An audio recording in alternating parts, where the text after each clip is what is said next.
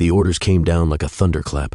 A river crossing, in broad daylight, across a 1,000-foot stretch of open water. No bridges, no motors, no cover. Just collapsible canvas boats paddled by hand straight into German guns. Major Julian Cook stood on the 9th floor of the PGM power plant, binoculars pressed to his eyes. Across the swirling brown water of the Waal River, he could see the far bank, flat open land, a sloping embankment, and behind it, the solid line of a raised road. German soldiers moved calmly along the ridge, silhouetted like ducks in a shooting gallery. Only it would be his men who were the ducks. Beside him stood Lieutenant Colonel Giles Vandeleur, commander of the Irish Guards 2nd Battalion. He muttered under his breath, ghastly. With heavy casualties. Cook didn't argue. He agreed. Colonel Reuben Tucker, their regimental commander, had considered launching from a small inlet near the base of the power plant. Some shelter there, and it was close. But it was also suicide. Too near the railway bridge. Germans could rake the water's surface the moment the boats emerged. So Tucker chose a point farther west. No protection, just speed. Cook studied the river again. The current churned like a beast, strong and fast. 8, maybe 10 miles an hour. The crossing was wide. It looked wider than anyone had imagined. Even standing still, it seemed to stretch forever. Each collapsible boat weighed nearly 200 pounds, unloaded. Add 3 engineers, 13 paratroopers, weapons, packs, grenades, ammo. It would double that. And none of them, not one, had ever trained for this. Cook's stomach turned. His Catholic faith had carried him through Sicily and Italy, but this was lunacy. Below, in a gathering of hedgerows and farm fields, his battalion waited. Men of H Company, I Company, headquarters staff, engineers, mortar teams, faces he had known since Salerno, faces he had led in battle. Some were shaving, some were joking. Most were quiet. Captain Moffat Burris muttered that it was a suicide mission. Chaplain Delbert Kuehl, usually forbidden from joining the assault waves, had requested permission to go in with the men. He believed they would need him. Cook hadn't seen the boats yet. No one had. That detail had been left until the last possible moment, perhaps intentionally. He checked his watch. Nearly 2. The Typhoons were already inbound. British aircraft, streaking low, armed with rockets and machine guns, would begin the bombardment at past. Then, artillery from Vandeleur's tanks, 30 Shermans, gun to gun on the southern embankment. Behind them, American mortars and 100 pieces of artillery would join the barrage. Cook had to believe in that firepower. He had to believe that enough smoke, enough noise, enough chaos might let his men survive the crossing. He descended from the tower and met his officers at the staging area.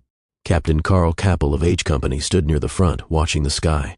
Cook gave a brief nod. The men gathered around for their final briefing. Cook tried to sound confident. He even cracked a joke. Said he would stand in the boat like George Washington, fist raised, shouting, "Onward, men, onward!" There were a few forced laughs, but no one believed the image. Captain Henry Keep, the quiet one with a mainline pedigree and steady eyes, said what many were thinking. "The odds are very much against us." The boat still hadn't arrived. 2:25 now. 5 minutes to airstrike. Cook scanned the road again, and then they came. 3 trucks, brakes hissed. Tailgates dropped. The men saw the craft for the first time. Collapsible boats, green canvas, 19 feet long, flat plywood bottom, canvas sides held in place by wooden pegs. Supposed to be 8 paddles per boat. Many had 2. Cook didn't speak. He didn't need to. The engineers began to assemble the boats. Men hoisted packs, checked rifles, loaded grenades. At exactly 2:30, the Typhoon screamed in low over the river, firing rockets into the far bank. The ground shook. Dust rose. Smoke bloomed across the water, thick and white. Behind it, Vandeleur's Shermans opened fire. Then the American guns joined in. The noise became a wall. "Move out!" someone shouted. Men grabbed the gunwales, lifted the boats onto their shoulders, and ran. Cook sprinted down the embankment behind them, his boots pounding the dirt. And behind him, the river waited, cold, wide, and full of death. The air thundered with the sound of rockets and artillery as Major Julian Cook reached the riverbank. Smoke curled across the wall, thick at first, then shifting in the breeze like a tattered curtain. He could hear the crack of tank guns behind him, the scream of shells overhead, and the dull thunder of explosions on the far shore. All around him, men were dragging the collapsible boats into the water. Some found the river too shallow and sank into mud, cursing and heaving. Others stumbled, fell, or slipped beneath the weight of their gear. Cook's boots hit the edge and splashed forward. The first boats wobbled and shoved off, paddles striking the water with frantic rhythm. He jumped into one, grabbing a seat near the middle. Around him, paratroopers clawed at the river with paddles, some with rifle butts where paddles were missing. The water was fast, churning, angry. The boat rocked violently. Cook's voice rang out above the chaos. "Keep going, keep going." He began to pray, aloud. Over the roar of fire he chanted, "Hail Mary, full of grace. Hail Mary, full of grace," in cadence with each stroke. It was the only thing keeping rhythm. It was the only thing keeping him sane. Behind him, more boats launched, some colliding, some spinning in circles. The current grabbed at their hulls. Men shouted. One boat flipped, gear, helmets, rifles spilling into the river. Then the Germans opened fire. Heavy machine guns from the embankment and the railroad bridge tore into the smoke. Mortars thumped. Explosions geysered water high into the air. The crossing became a slaughterhouse. Men were blown out of their boats. Others dove into the river to escape the hail of bullets. Some tried to swim. Most didn't make it. Cook's boat zigzagged wildly. The smoke was thin now, blown by a brisk wind. German gunners saw everything. To his left, a boat vanished in a fountain of water and splinters. Another boat, ahead and right, was paddling in tight circles, men rowing against each other, desperate to escape fire. One boat sank slowly, bodies floating as it drifted back toward the southern shore. Captain Cappel's voice cut through the noise. "Private Legacy's gone under." Cook turned in time to see Cappel dive into the water. He resurfaced, dragging the man toward the shore. They didn't return. In Cook's boat, a young engineer was shot through the wrist. Blood sprayed.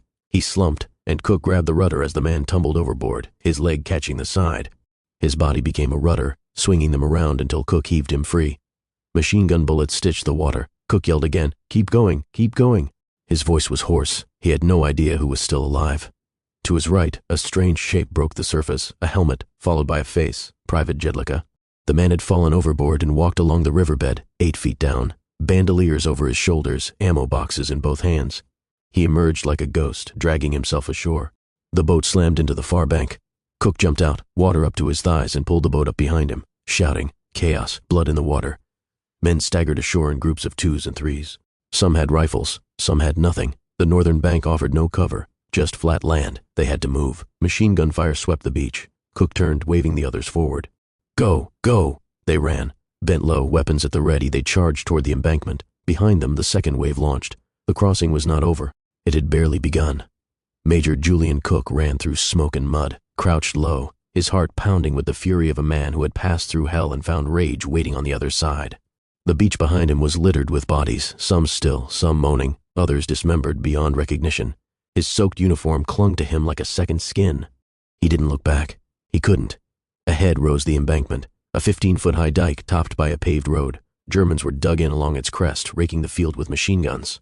Cook's men, scattered and disorganized, surged forward in clusters, driven more by instinct than orders. He saw Sergeant Theodore Finkbeiner near the front, charging with a grenade in one hand. Finkbeiner reached the embankment, crawled part way up, and stuck his head over the crest. A muzzle flash greeted him. He ducked as the blast blew his helmet off.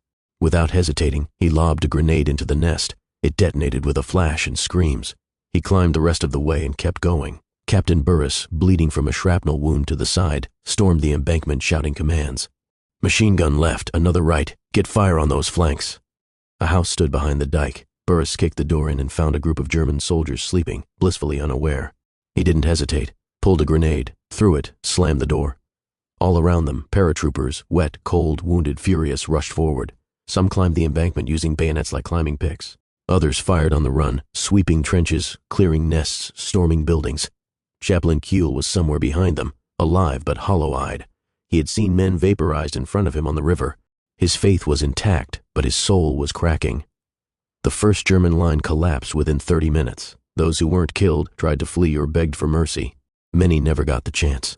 Cook's men had lost too many friends in the water to feel generous. The rage carried them forward. Corporal Jack Bomber, heavy with communications gear, reached the top of the embankment and stared. Bodies everywhere, some Germans no older than boys, others old enough to be their grandfathers. He paused only to grab ammunition from the fallen. Captain Henry Keep watched the transformation unfold. The battalion, or what remained of it, had become something else, something feral. Grief and horror had turned to fury. These men weren't retreating, they were hunting. They pushed through orchards and fields, clearing houses, clearing barns. At Fort Hof van Holland, a German strongpoint behind the dike, resistance stiffened. Machine guns and flak guns hammered from the walls. Cook's men didn't hesitate. Some swam the moat, others crawled along the banks, grenades clutched in their fists. Sergeant Leroy Richmond swam beneath the surface, rose silently behind a German sentry on the causeway, and cut him down. His men followed, ghosts rising from the water. On the far side, others climbed the fortress walls under fire, tossing grenades through portholes as they went. From above, Cook saw the enemy crumbling. By the time he arrived at the fort, a white flag had begun to rise. It didn't stop them. While some stormed the fort, others had turned east, toward the railroad bridge. The Germans held it with a determined garrison, but pressure was mounting from both sides. American and British forces in Nijmegen were pounding the southern end. Cook watched through his binoculars as H Company reached the approach. Then the unexpected happened. The Germans began to retreat. Hundreds of them, in confusion and panic, streamed across the bridge, heading for the north bank, straight into the American guns. First Lieutenant Richard La Riviere and Lieutenant E.J. Sims waited. Let them come, they thought. Let them cross. 2/3 of the way across, the Americans opened fire. Bullets shredded the retreating Germans. They fell on the bridge deck, off the sides, into the girders in the river below. Over 200 dead, scores wounded, more captured. Cook stood among the wreckage on the northern bank. They had crossed the Waal, they had taken the embankment, and now they held the bridge. But it wasn't over. Not yet. Smoke still hung in the air as Major Julian Cook moved forward, stepping over bodies, boots crunching on broken stone and splintered wood. The railroad bridge was theirs, held by blood, rage, and impossible courage. But ahead lay the bigger prize, the Nijmegen Highway Bridge, less than a mile away, and still in German hands. Cook didn't pause. He ordered the push forward. The men followed, what was left of them, exhausted, bleeding, some barely walking, but none willing to stop. Captain Carl Kappel of H Company and Captain Moffat Burris of I Company were already moving, gathering survivors, forming new squads from the shattered remains of their units. Burris radioed Cook. British armor was needed now. Colonel Tucker appeared, blood on his sleeve, his expression grim. The request had been relayed. British tanks were coming. But the Germans might blow both bridges at any moment. Cook didn't wait. His men surged east, advancing through orchards and narrow streets, some clearing out lingering resistance, others aiming straight for the bridge. In the village of Lent, on the north bank, General Heinz Harmel stood atop a bunker, binoculars glued to his face. He watched the smoke thicken across the river. Reports were confused. Some said 10 boats had crossed. Others said 100. He didn't know what to believe. But he knew one thing: the Americans were coming. He called for his engineers. The bridges were ready to blow. The highway bridge detonator was hidden in a garden nearby. A man stood over it, waiting for the signal. Harmel hesitated. It was a decision that would echo in history. Blow the bridge now, or wait until it was full of British tanks. He chose to wait. In Nijmegen, the British Grenadier Guards under Lieutenant Colonel Goulburn and the 82nd's 505th Parachute Infantry Regiment under Lieutenant Colonel Ben Vandervoort launched their final assault. Captain Karl Euling's SS Grenadiers fought with desperation in the Valkhof and Huner Park. Mortars and tank fire shredded their line. Sergeant Spencer Wurst, crouched behind a burning wall, described the fire as so intense he could almost catch the bullets with his hands. From a nearby house, Wurst watched Colonel Vandervoort stroll calmly across the street, smoking a cigarette, cool as ever. "Sergeant, get that tank moving," Vandervoort said, pointing toward a stalled Sherman. Wurst banged on the hull with his helmet. The crew stirred to life. Moments later, the tank charged into the park. British armor lined up, 4 abreast, roaring into Huner Park, flattening the last pockets of German resistance. Euling's line shattered. The Germans fled, some toward the bridge, some into the medieval fort, some nowhere at all. Back on the north bank, British Tank Commander Sergeant Peter Robinson received his orders. His troop of 4 Shermans was to take the bridge. "Don't stop for anything," came the command. Robinson wasn't thrilled. "You're bloody cheerful, aren't you?" he muttered. His tanks rumbled forward. Nijmegen burned around them. Crossing the bridge, Robinson's lead tank took fire from an 88mm gun dug in near the far bank. His gunner, Guardsman Leslie Johnson, dueled the gun, exchanging fire as tracer rounds lit the dusk. Then Johnson found his mark. The 88 exploded in flame. Enemy infantry clung to the girders of the bridge, firing rifles and machine guns. The Shermans' calibers swept them off like leaves in a storm. On the far bank, Harmel gave the order. "Blow it," he barked. The engineer jammed down the plunger. Nothing. Again, nothing. The tanks kept coming. "Oh my God," Harmel muttered. "They'll be here in 2 minutes." The detonator had failed. British tanks rumbled forward, closer, louder, unstoppable. Cook stood on the northern approach, watching it all unfold. The bridge, the one they weren't supposed to take, the one too far, the one the Germans swore they'd never lose, was intact. And it was theirs. No fanfare, no trumpets, just the deep, steady growl of treads on steel and the silence of a gamble won by grit. The bridges at Nijmegen were in Allied hands. The Waal had been crossed. The impossible, done.